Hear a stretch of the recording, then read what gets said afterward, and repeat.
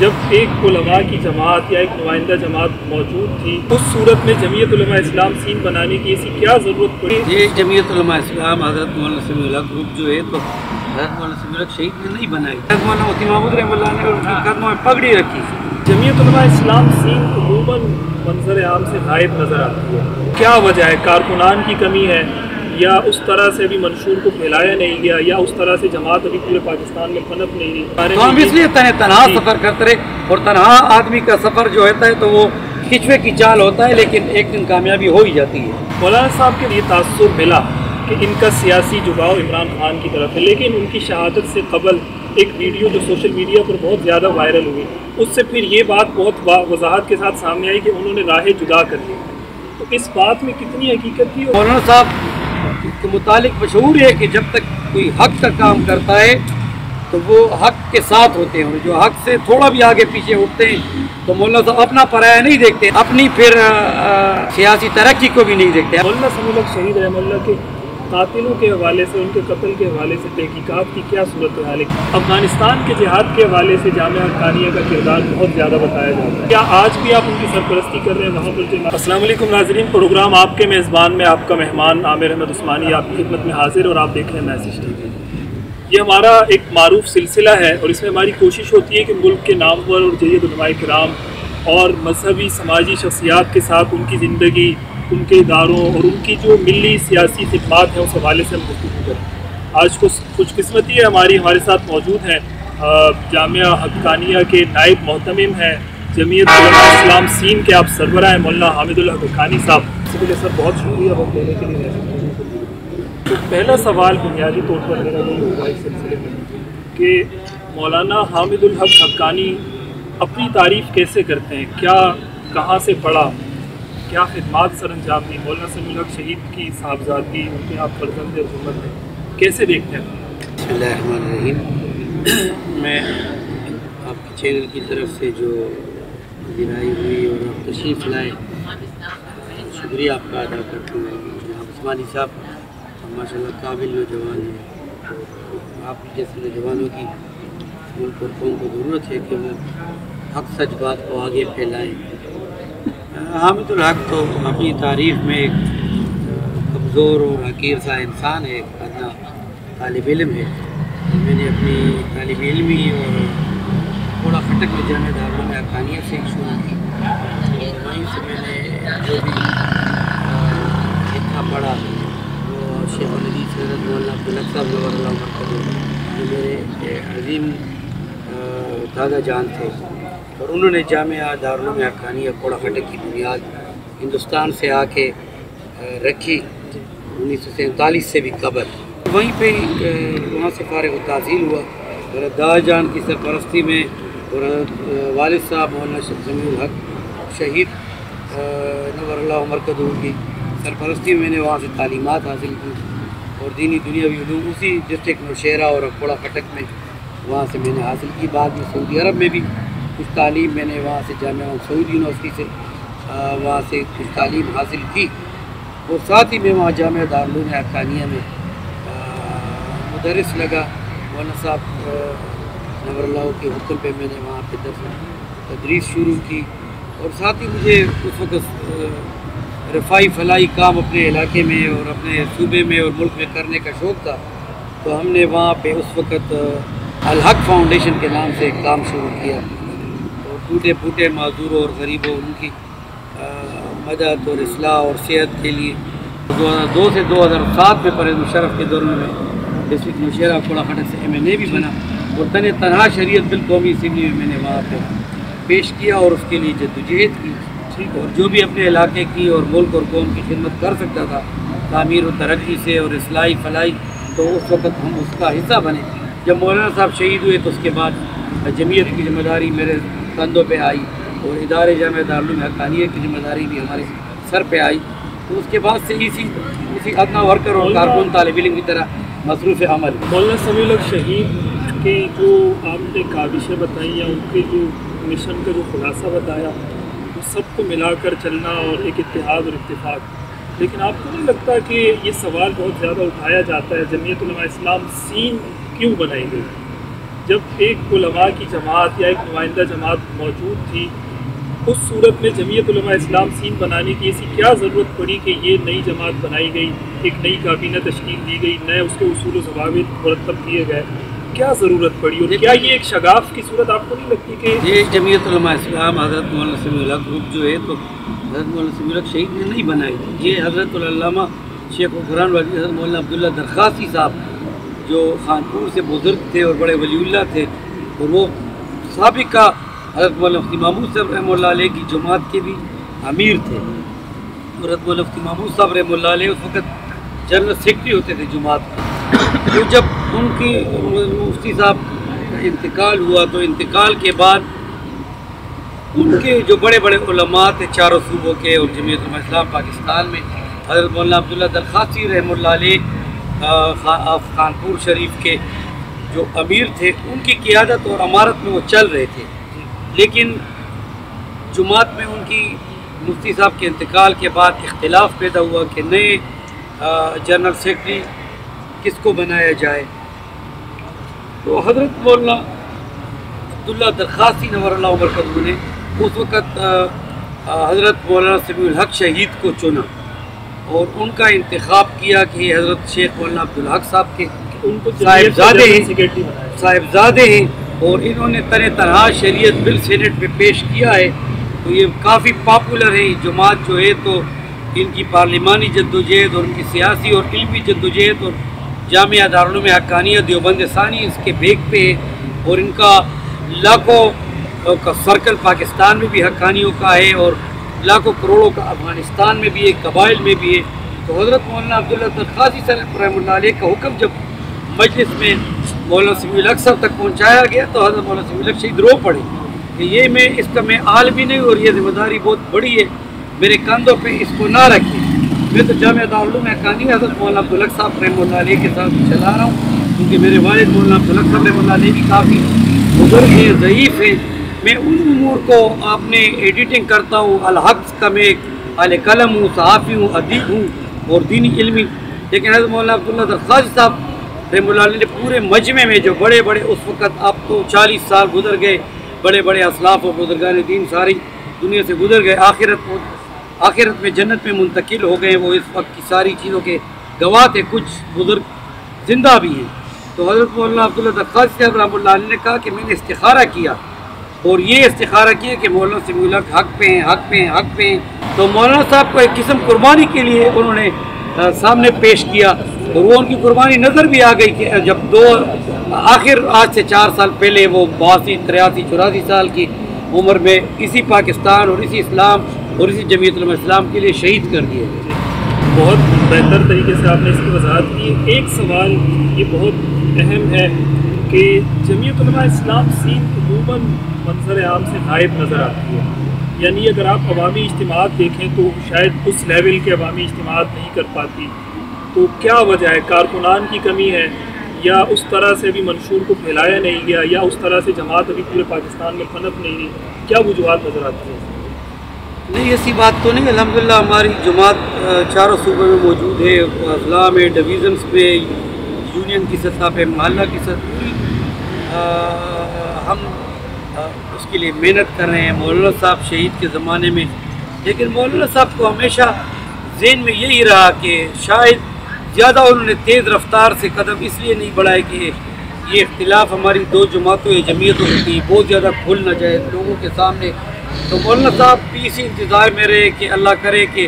हम उलमा और सिर्फ जमीयत उलमा इस्लाम के धड़े नहीं बल्कि तमाम दीनी क़ुव्वतें और तमाम मसालिक के लोग, तमाम कौमी सियासी जमातें एक प्लेटफार्म पे आएँ और हमारी फ़िरकावारियत और इंतशार पसंदी नज़र ना आए। तो उन्होंने कुर्बानी दी, अपने आप को पीछे छोड़ा और दीगर मजहबी सियासी जमातें उसका फ़ायदा उन्होंने उठाया, वो आगे बढ़ी। लेकिन हमारे रास्ते में मैं समझता हूँ कि अहले बातिल और अहले कुफ्र और सेकुलर जमातें भी हायल रहीं और उन्होंने भी बड़ी रेशत दवानियाँ दिखाई। रियासत में, इस्टेब्लिशमेंट में, हर जगह पे हमारे कदम रोके गए, हमारे आगे चट्टानें रखी गई, लेकिन हम हक के रास्ते से एक दिन भी हम पीछे नहीं हटे। वो जद्दोजहद मौलाना साहब ने पीराना साली में भी और ज़ईफ़ उमरी में भी पूरे पाकिस्तान में दिफा पाकिस्तान कौंसिल की शक्ल में जमीयत उलमा इस्लाम دینی اتحادوں کی شکل میں رواں دوا رکھا، اور بڑے سیکولر جماعتیں اور بعض سیاسی جماعتوں نے قصداً ہماری جماعت کو اپنی اتحادوں کی جماعت میں شامل نہیں ہونے دیا کہ یہ حق پرست لوگ یہ حق بات کریں گے، اور حق بات کو نہ باہر کی دنیا کو پسند ہے اور نہ ہمارے پاکستان میں بڑی طاقت ہے کہ ان کو بھی حق بات کہنا پسند نہیں ہے۔ تو ہم اس لیے تنہا سفر کرتے رہے، اور تنہا آدمی کا سفر جو ہوتا ہے تو وہ کچوے کی چال ہوتا ہے، لیکن ایک دن کامیابی ہو ہی جاتی ہے۔ مولانا صاحب کے بارے میں یہ بات ان کی زندگی میں ان کے بیانات سے یا ان کے سیاسی اصول سے یہ تاثر ملا کہ ان کا سیاسی جھکاؤ عمران خان کی طرف ہے، لیکن ان کی شہادت سے قبل ایک ویڈیو جو سوشل میڈیا پر بہت زیادہ وائرل ہوئی، توہین رسالت کی سزا معاف کرنا یہ توہین رسالت ہے۔ میں کہتا ہوں ان ججوں نے آئین سے غداری کی ہے۔ میں نے عمران کو یہ نہیں کہا دیکھو اب جو بھی ہو ان ججوں کو سزا دی جائے، اور میں کہتا ہوں کہ عمران خان ڈٹ جائے، ان ججوں کو معذور کر دے یا یہ فیصلہ واپس دلوائے۔ اگر ایسا نہیں کرتا تو میرا یقین ہے کہ اس کی بھی ذلت کے دن آ گئے ہوں گے۔ اللہ تعالیٰ اس کو ذلیل و خوار کر کے ذلیل کر کے نکالے گا۔ اس سے پھر یہ بات بہت وضاحت کے ساتھ سامنے آئی کہ انہوں نے راہیں جدا کر لی۔ تو اس بات میں کتنی حقیقت تھی، اور اس وقت جمعیت علماء اسلام سیاسی صورتحال میں جھکاؤ اس کا کس طرف ہے؟ دیکھیں جی، اس وقت مولانا صاحب جب عمران خان کو کچھ سپورٹ کیا تو اس کے پیچھے ان کی جو سپیچز تھیں اور ان کی جو خیالات تھے کہ میں کرپشن کا خاتمہ کروں گا اور ملک کے اندر ریاست مدینہ بناؤں گا، اور یہ ساری چیزیں سامنے آئیں، اور اس وقت آپ کے علم ہے کہ لوگ بالکل تھک چکے تھے، اور دیگر سیاسی جماعتوں سے اور بار بار پارلیمنٹ کے انتخابات تو آپ دیکھ رہے ہیں 75-76 سال سے یہ سبز باغ دکھائے جاتے ہیں، انتخابات ہوتے ہیں، مختلف پارٹیاں ملک میں 4-3 ٹینور پورے کر چکے ہیں، 4 دفعہ پرائم منسٹر بنے، وزرائے اعظم بنے، تو کوئی حال ہی نہیں تھا۔ لیکن انہوں نے بھی، عمران خان نے بھی اس وقت جو امید اور توقعات قوم کو تھی، ہماری جماعت کو تھی، وہ اس میں کامیاب نہیں ہو سکے، اور انہوں نے تو اس لیے مولانا صاحب ناراض بھی ہے، اور انہوں نے جب ناحق چیز دیکھی اور آسیہ ملونہ کی بات آئی تو مولانا صاحب نے میرے سمیت ہم گئے اور پوری پارٹی کے، اور ہم نے ان سے ملاقات کی کہ ہم عدلیہ سے بھی بات کرنی چاہیے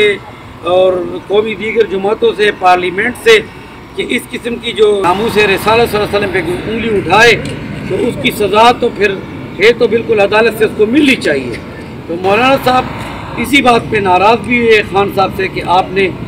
میری بات کیوں نہیں مانی، اور آپ نے یہ عدالتوں سے اور جو پاکستان کی سپریم طاقت ہے ان سے بات کرنی چاہیے تھی کہ آسیہ ملونہ کو ایسے کینیڈا اور امریکہ کے سفر پہ روانہ نہیں کرنا چاہیے تھا۔ تو اسی وجہ سے وہ تو مولانا صاحب کے متعلق مشہور ہے کہ جب تک کوئی حق کا کام کرتا ہے تو وہ حق کے ساتھ ہوتے ہیں، اور جو حق سے تھوڑا بھی آگے پیچھے اٹھتے ہیں تو مولانا صاحب اپنا پرایا نہیں دیکھتے، اپنی پھر سیاسی ترقی کو بھی نہیں دیکھتے، اپنی قربانی دیتے ہیں، جیسے کہ آپ نے دیکھا کہ اپنی جان کی قربانی بھی دے دی۔ تو وہ حق پہ پاکستان اور قوم کے لیے اور اسلام کے لیے کھڑے رہے۔ 2002 سے 2007 تک آپ ممبر قومی اسمبلی رہے، پارلیمان میں رہے، آپ نے پارلیمنٹ کو کیسا دیکھا، وہاں کے نظام کو کس طریقے سے آپ نے پایا؟ کیا وہاں پر وہ عوامی اصلاحات کے لیے یا وہ جو چیزیں مقننہ اسے کہا جاتا ہے کہ وہاں پر قانون سازی ہوتی ہے، ان 5 سالوں میں جو آپ کا ٹینیور تھا آپ اس کو کس طرح سے ڈیفائن کریں گے؟ یہ کہ جب تک آپ کی میجارٹی نہ اور جب تک اسلامی جماعتیں بھرپور انداز سے، پاکستان کی نظریاتی جماعتیں، قومی سیاسی جماعتیں جو محب وطن وہ اکثریت میں نہ پہنچیں تو آپ جتنی بھی جیسے میں نے جدوجہد 5 سال کی، لیکن وہ شریعت بل میں پاس نہیں کرا سکا، اس لیے کہ میں وہاں تنہا تھا۔ اگر میرے ساتھ کوئی 150-150 فرض کرے میری جماعت کے MNAs ہوتے تو ہم وہ پھر قانون سازی اسلام کے لیے، شریعت کے لیے، سود کے خلاف اور کرپشن کے خلاف کر دیتے۔ لیکن یہی سمجھ میں تو یہی بات آئی کہ آپ وہاں پہ پوری طاقت سے جائیں، جماعت کو لے جائیں اور حق پرست لوگوں کو قوم ووٹ دیں تو پھر تو اصلاح ہو سکتی ہے، ورنہ یہ گھسا پٹا پرانا منشور اور دستور اور اس کے اوپر ایک نظام چلتا رہے گا اور اصلاح نہیں ہوگی اور اس ملک میں کوئی چینجز نہیں آئیں گی، غریب کی قسمت نہیں بدلے گی، اور وہی افسر شاہی کا ڈرامہ اور یہ ہوتا رہتا ہے پارلیمنٹ میں۔ تو اس کے خلاف عوام کو بھی ایک یکجہتی کرنی ہوگی اور قومی، دینی اور پولیٹیکل، مذہبی اور قومی محب وطن سیاسی جماعتوں کو بھی ایک بڑا قومی اتحاد بنانا پڑے گا तब हम फिर चुंगल आज़ादी पा सकेंगे, चुंगल से आज़ाद हो सकेंगे और इस मुल्क और कौम के लिए कुछ कर सकेंगे। मौलाना समीउल हक शहीद रहमतुल्लाह के कातिलों के हवाले से, उनके कत्ल के हवाले से तहकीकात की क्या सूरत हाल है? केस की पैरवी कौन कर रहा है और मज़ीद इस हवाले से मौलाना साहब की जितनी हम जद्दोजहद कर सकते हैं, अदालतों में गए, हम पाकिस्तान के फौजी जर्नल्स के पास गए, हम पाकिस्तान के वज़ीर-ए-आज़म के पास गए, सदर के पास गए, गवर्नर्स के पास गए और सबसे हमने दरख्वास्त की, इदारों से कहा कि उनके कातिलों को ढूंढें। लेकिन मैं ये समझता हूँ कि जिस तरह आजकल मुल्क के सियासी हालात हैं, माशी हालात हैं और मुल्क बोवर में फंसा हुआ है, तो वहाँ इंसाफ और अदालत का जो मैं समझता हूँ तराजू जो है, तो वो भी हमें इंसाफ दिलवाने में नाकाम रहा और उन्होंने वो हमारी मदद नहीं की जिस मदद के मौलाना समीउल हक और उसका ख़ानदान और उनकी जमात हकदार बनती थी। क्योंकि मौलाना साहब हमेशा पाकिस्तान के अगेंस्ट नहीं थे, दिफाए पाकिस्तान के लिए स्टेट ऑफ पाकिस्तान के साथ खड़े रहे, पाकिस्तान की कौम के साथ खड़े रहे, हमेशा शिया सुन्नी फसादात से मुल्क को निकाला, देवबंदी बरेली अहले हदीस फितनों और शर और फसाद से निकाला। इन चीज़ों से मुबर्रा होकर मौलाना साहब ने पाकिस्तानियों को एक टेबल पे जमा किया। लेकिन जब उनकी शहादत हुई तो फिर बड़ी बड़ी ज़ुबानों को जंग लग गया और वो खामोश हो गई। तो यही कौम को भी कौम को भी सोचना चाहिए और हमारी इस मुल्क और रियासत को भी सोचना चाहिए कि मौलाना साहब की तरह सरमाया जो इस पाकिस्तान का उनको अगर हम ज़ाया कर दें तो फिर मुल्क और कौम के साथ कौन खड़ा होगा। ठीक है।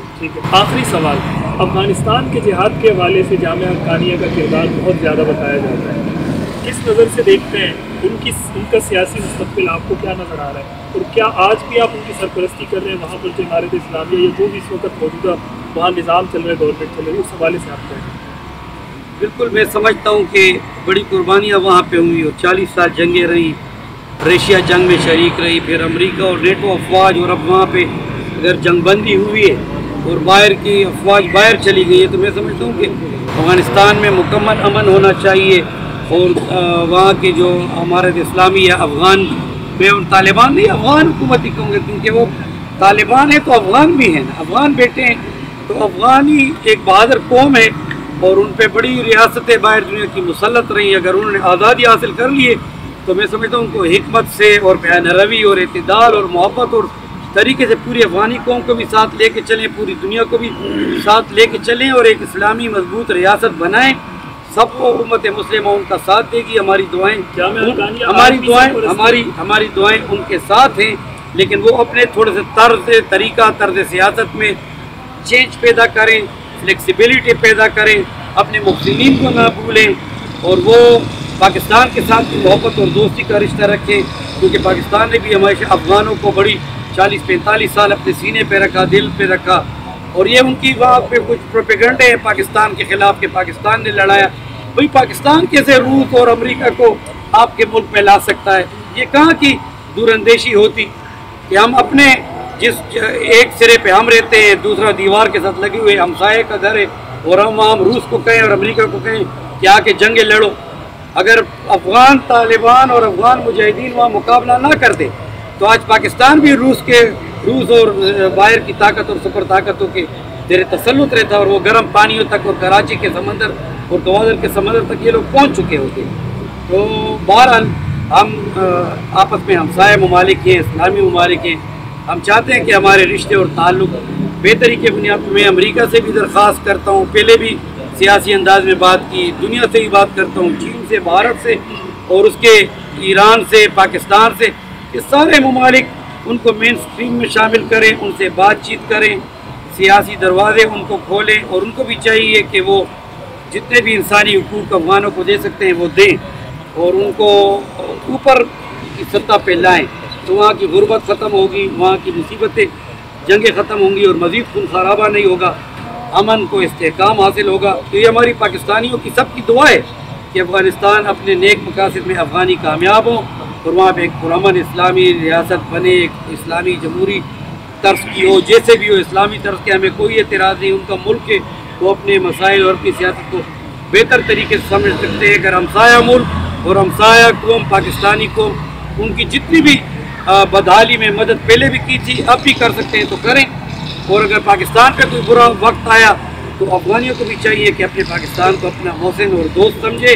वो भी पाकिस्तान के और हमसाया दीनी اور اسلامی ممالک کے شانہ بشانہ کھڑا ہو، تو انشاءاللہ امید ہے کہ ان کی قربانیاں جو ہے رائگاں نہیں جائیں گی اور وہاں بھی پاکستان کی طرح ایک صحیح مضبوط ریاست قائم ہو جائے گی. بلا بہت شکریہ مولانا حامد الحق حقانی صاحب، آپ کے وقت کا ناظرین آپ نے پروگرام دیکھا اور ہم نے اس میں کوشش کی کہ وہ سارے سوالات جو عموماً سوشل میڈیا پر اٹھائے جاتے ہیں جمعیت علماء اسلام سندھ کے حوالے سے، مولانا سمیع الحق شہید رحمہ اللہ کے حوالے سے، ان کی جماعت کے حوالے سے، ان کے ادارے جامعہ حقانیہ کے حوالے سے، وہ سارے تلخ سوالات ہم نے آج ادارہ جامعہ حقانیہ کے محتمم اور جمعیت علماء اسلام سندھ کے سربراہ مولانا